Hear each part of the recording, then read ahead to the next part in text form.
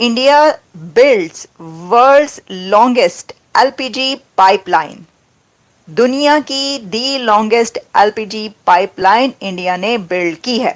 भाई हम पाकिस्तानियों ने क्या बनाया? हम पाकिस्तानियों ने भिखारी बनाए। जिस देश के अंदर 25 करोड़ लोगों में से 4 करोड़ लोग हरामजादे सुअर के बच्चे होंगे भिखारी, उस देश में क्या होगा? दुनिया की सबसे लंबी एलपीजी पाइपलाइन यानी कांडला गोरखपुर पाइपलाइन अब पूरी तरह तैयार है। इसकी लंबाई 2800 किलोमीटर है और इससे भारत में एलपीजी की सप्लाई और भी आसान और सस्ती हो जाएगी। ये सिर्फ ऐसा ही नहीं है कि सिर्फ उन्होंने एक लंबी एलपीजी लाइफ बना दी सप्लाई चेन, नहीं, उन्होंने कहा ये गेम चेंजर होगा। वो कैसे होगा? सबसे बड़ी पाइपलाइन भाई साहब वो बना रहे हैं, वो ऐसा सिस्टम कर रहे हैं कि लोगों को नुकसान ना हो।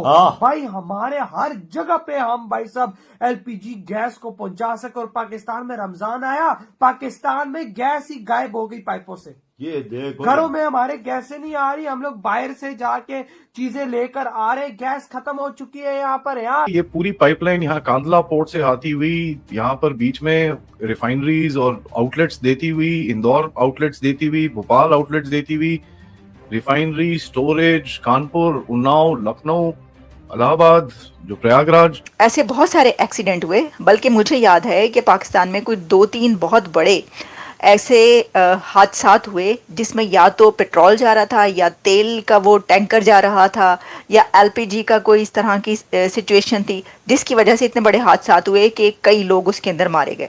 सिलेंडर में जाके वो बर्बाद भी भाई साहब 300, 400, 400 रुपए किलो के हिसाब से मिल रही है। उधर देख, हमारी तो तेल लगा के यहाँ पे मारी जा रही है, और उधर देखो भाई मोदी जी भारतीयों को फैसिलिटीज पे फैसिलिटीज दे ही जा रहे हैं। जब ये ट्रक से हम कैरी कराते थे ना एलपीजी, ब्लास्ट कर जाते थे। इनफैक्ट दिसंबर में ही आप देख लो 20 लोग यहाँ पर किल्ड हो गए, फिर 45 लोग तो इंजर्ड भी हो गए। ये $1.3 बिलियन का प्रोजेक्ट ले किया जाएगा। अब इस पाइपलाइन के बनने से एलपीजी की सप्लाई 25% तक सस्ती हो जाएगी।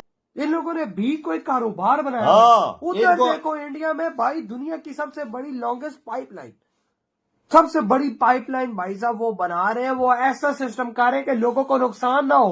भाई हमारे हर जगह पे हम भाई साहब एलपीजी गैस को पहुंचा सके। और पाकिस्तान में रमजान आया, पाकिस्तान में गैस ही गायब हो गई पाइपों से। ये देखो, घरों में हमारे गैसें नहीं आ रही, हम लोग बाहर से जाके चीजें लेकर आ रहे, गैस खत्म हो चुकी है यहाँ पर। यार सिलेंडर में जाके वो बर्बाद भी भाई साहब 300, 400, 400 रुपए किलो के हिसाब से मिल रही है। उधर देख, हमारी तो तेल लगा के यहाँ पे मारी जा रही है, और उधर देखो भाई मोदी जी भारतीयों को फैसिलिटीज पे फैसिलिटीज दे ही जा रहे हैं, वो भी एक से बढ़ के एक। यार ये अब पैपों में आएगी, आसाद काम होंगे। ये देख ले फैसिलिटी उनके वही लिए ना, यार, पैपों क्योंकि से- गाड़ियों में आती है, सिलेंडरों में बरोबर आती है, आसाद हो सकते हैं ना। इस चीज को रोकने के लिए इंडिया ने कितना बड़ा वो मंसूबा यार बनाया। हर कोने में भी साथ पहुंचाएगा हाँ। ना। अब इस तरह तो हर कोने में नहीं पहुंच सकती, ये तो इजीली पहुंचेगी। अब ये देखो भाई दुनिया का सबसे बड़ा लॉन्गेस्ट पाइपलाइन भारत ने बना लिया है एलपीजी का।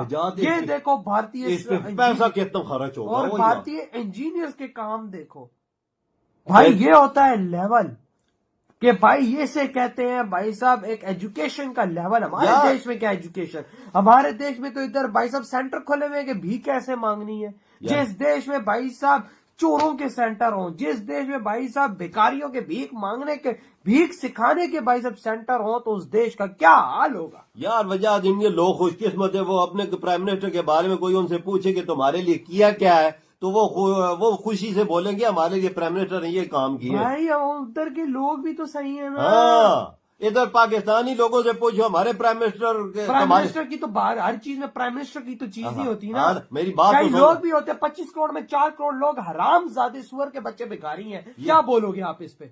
यार बेकारी पान इनमें पैदा कर दिया गया है ना, इनके पास पैसा होता है ये तब भी मांगते हैं। ये हाल है ना, जिस देश का लोग ही ऐसा होगा वो देश क्या उखाड़ेगा भाई, इस दुनिया में क्या उखाड़ेगा।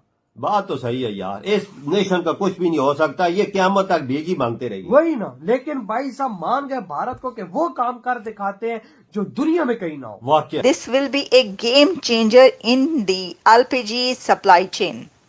ये सिर्फ ऐसा ही नहीं है कि सिर्फ उन्होंने एक लंबी एलपीजी लाइफ बना दी सप्लाई चेन, नहीं, उन्होंने कहा ये गेम चेंजर होगा। वो कैसे होगा?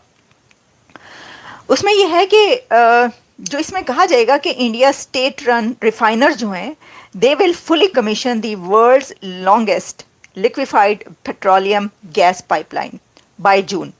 और इसमें की डेवलपमेंट जो है वो cut fuel transportation cost and help road accidents. इसमें सबसे अच्छी बात जो मुझे बहुत अच्छी लगी वो ये है कि एक तो ये कि ठीक है, भारत की सबसे बड़ी दुनिया की सबसे बड़ी डेमोक्रेसी है, सबसे बड़ी पॉपुलेशन है, तो सबसे बड़ी चीज़ें भी वहीं पर होनी चाहिए। लेकिन उनका जो इसका पर्पस है, एक तो ये कि गेम चेंजर कैसे, वो तो आगे चल के बात करेंगे। उनका पर्पस ये है इसका कि मोदी हुकूमत ने ये इसलिए ला रहे हैं कि आपको पता है कि जो ऐसे बहुत सारे एक्सीडेंट हुए, बल्कि मुझे याद है कि पाकिस्तान में कोई 2-3 बहुत बड़े ऐसे हादसात हुए जिसमें या तो पेट्रोल जा रहा था या तेल का वो टैंकर जा रहा था या एलपीजी का कोई इस तरह की सिचुएशन थी जिसकी वजह से इतने बड़े हादसात हुए कि कई लोग उसके अंदर मारे गए।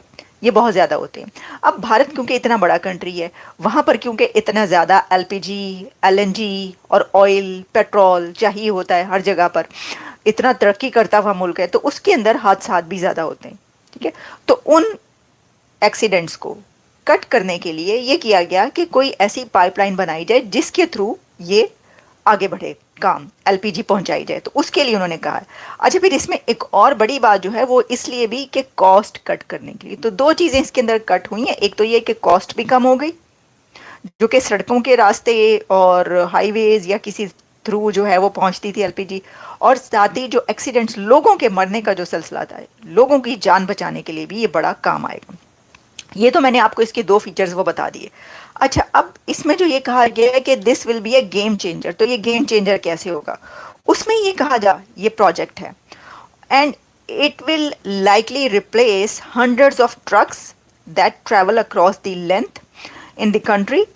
और रिफाइनरीज जो हैं वो जो to bottling plants, raising the risk of accidents, ये तो है ही है। लेकिन इसके अंदर जब ये हो जाएगा तो एक एक्सपर्टीज़ भी इंडिया को हासिल होंगी कि दुनिया की सबसे बड़ी लॉन्गेस्ट एलपीजी लाइन, तो दुनिया भी उनसे इसमें महारत हासिल करेगी।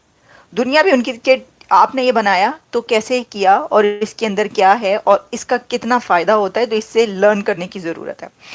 तो मैं समझती हूँ कि ये बड़ी अच्छी बात है, ज़बरदस्त बात है इस तरह की। अच्छा, इसमें फिर ये भी बात कही जाती है कि जो एनवायरनमेंट है, ये एनवायरनमेंट फ्रेंडली भी एक प्रोजेक्ट इसको कहा जा रहा है। वो तो खैर हमने देख लिया, आपको पता है कि अभी जो वहाँ पर जो यूरोपियन कमिश्नर्स की पूरी टीम पहुँची है, पूरा यूरोप जो भारत में पहुँचा हुआ था, तो उन्होंने हाइड्रोजन बस पर ट्रैवल किया। Can you imagine? यानी होना ये चाहिए था कि इंडिया का डेलीगेशन यहाँ पर होता, अमेरिका या यूरोप में पहुंचा होता, और यहाँ पर वो हाइड्रोजन बस पे सफ़र कर रहे होते और देख रहे होते और कहते कि हाँ भाई, हम भी अपने मुल्क में हाइड्रोजन बस लाएंगे। ये उल्टा हिसाब हो रहा है भाई, उल्टी गंगा बह रही है। और वहाँ पर वेस्ट के लीडर्स पहुँच रहे हैं, यूरोपियन कमिश्नर्स पहुँच रहे हैं, और वहाँ पर उनको हाइड्रोजन बस में सफ़र कराया जा रहा है। ये हो क्या रहा है, हो क्या रहा है?